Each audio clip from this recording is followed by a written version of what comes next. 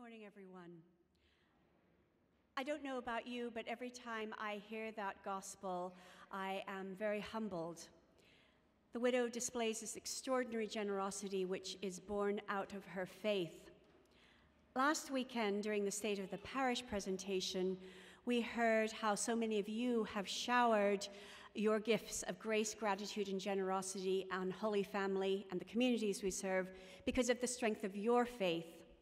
Today, we celebrate the discipleship of the people in this community, and we're now going to see a short video about how some of you are sharing your gifts and giving all you have because of your faith.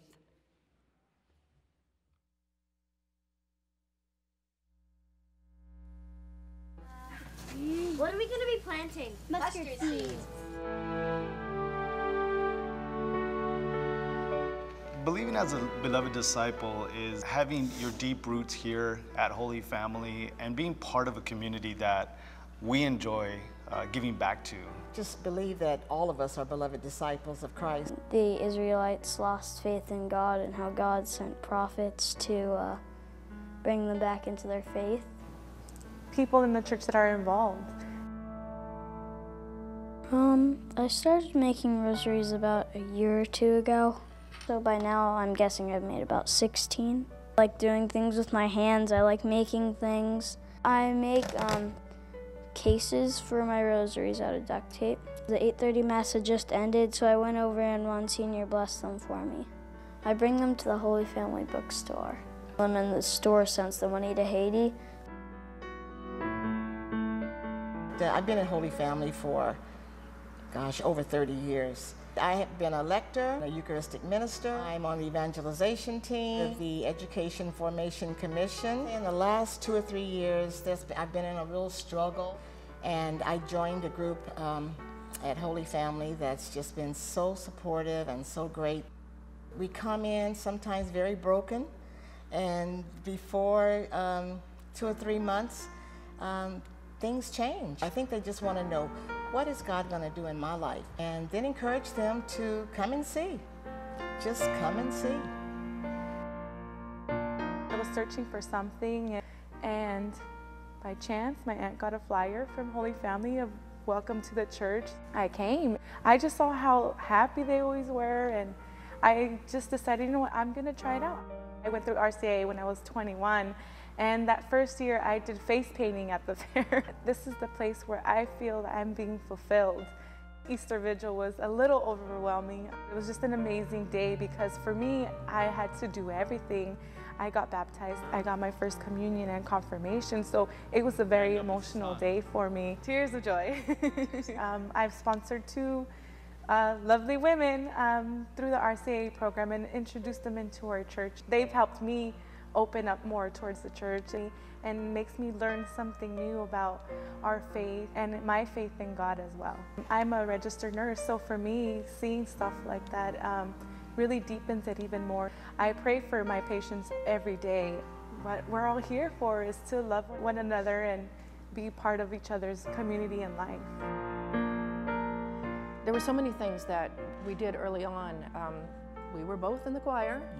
Joe sang like a little lark, and it was all families, and all of our kids were tumbling all around the upstairs choir loft. That's where the preschool came from. One of them started a little library that kind of went in different directions. The most satisfying thing has been our children and grandchildren, and this next generation has taken over. That little tiny seed that was planted, 47 years ago? Because of the Lenten ecumenical service, we've come to know each other. So there's this fellowship going on outside of a church setting, but it's because we all met here. Those friendships still remain.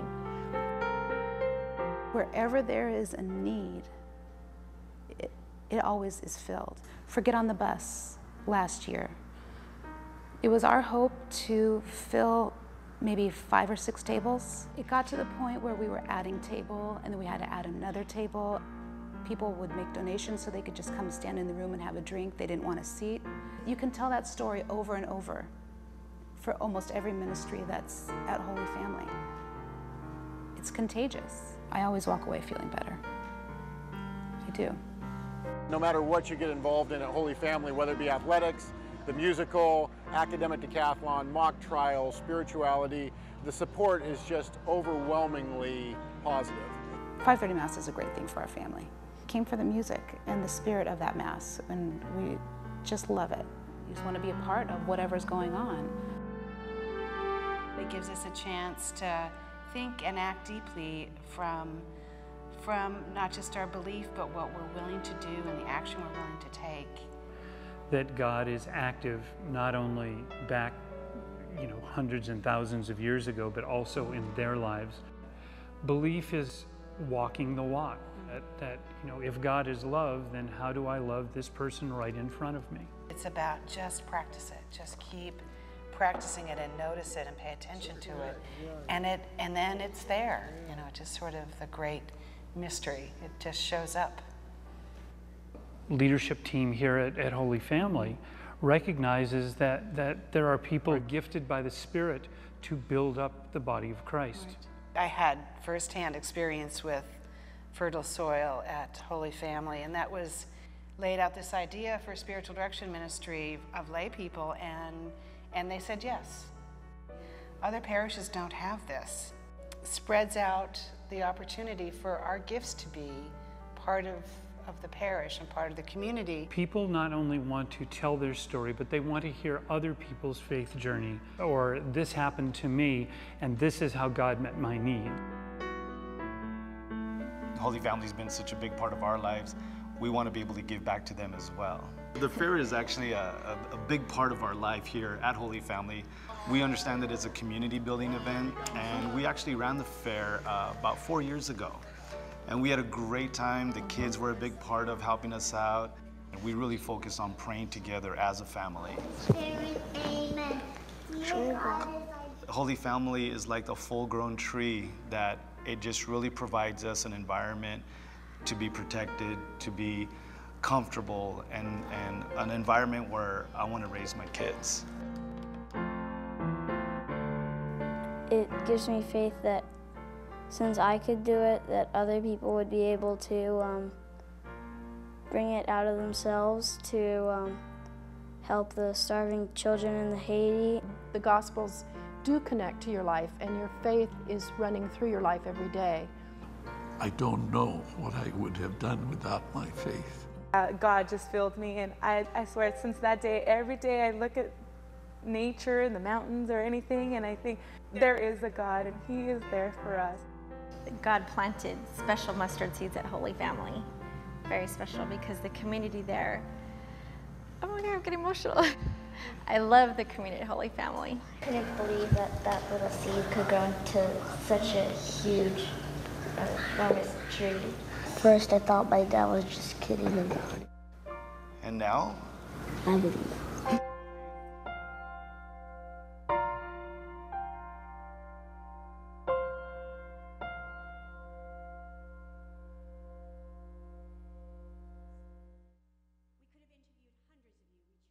Few people to interview, but hundreds of you have similar stories about how that mustard seed of faith has grown and flourished in your lives, or the times that you've given when you didn't have anything to give, but you still gave, like the widow in the gospel today. As disciples of Jesus, we walk with him, following in his footsteps, and giving of our very deepest selves in grace and gratitude and generosity.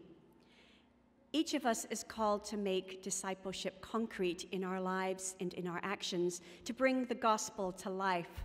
And so today we're not just celebrating discipleship, but I'm also going to be asking you to make a concrete gesture of your discipleship to Holy Family. But before I ask you to complete that covenant commitment card, I want to ask you 3 questions to help you consider your commitment to Holy Family. So question number 1 has to do with grace. As a disciple of Jesus Christ, I want you to consider what is one thing that you will do, that you can do in this coming year to strengthen your relationship to Jesus Christ, to strengthen your faith. You're not going to see a box on the commitment card for this question. This is between you and God. But do think about it seriously. What's one thing that you can do to commit to strengthen your faith? Perhaps it's going to one of our Bible study classes. Perhaps it's meditating on the online prayer book, the scripture reflections each day. Or perhaps it's going to centering prayer once a week, or starting spiritual direction with Mary O'Brien, who you saw in the video. But what's one thing that you'll consider to strengthen your faith? Question number 2 has to do with gratitude. In gratitude for all that God has given you, what time or talent can you give to one of Holy Family's more than 90 ministries to help this community to continue to grow and flourish? Now, I know that there are many of you out there that are already doing a lot for Holy Family, and you're probably overcommitted. So you can sit back and just relax during this question. But I know that there's others of you out there who maybe you're new to the parish and you haven't had a chance to get involved yet. Or maybe you've been in the parish for a long time and you've kind of been on the fringes and you haven't quite made that step, you haven't quite known how to, you kept meaning to get around to it, but you didn't. Or perhaps you're kind of shy. Or maybe once upon a time you were very involved with Holy Family when your kids were in the school or when you had kids in religious ed, and then somehow you kind of moved away, your kids got older, you got busy. So I want you to reconsider about reconnecting or connecting to Holy Family in this way. There are wonderful brochures in the vestibules that detail something about the 90-plus ministries that we have that will give you a sense of what you can get involved in. We also have a fabulous volunteer coordinator, Mary Schmoller, who is more than happy to meet with you and to help you to discern where your talents might best flourish here at Holy Family. And do I hear some of you say, well, I don't think I have any talents or gifts? Not true.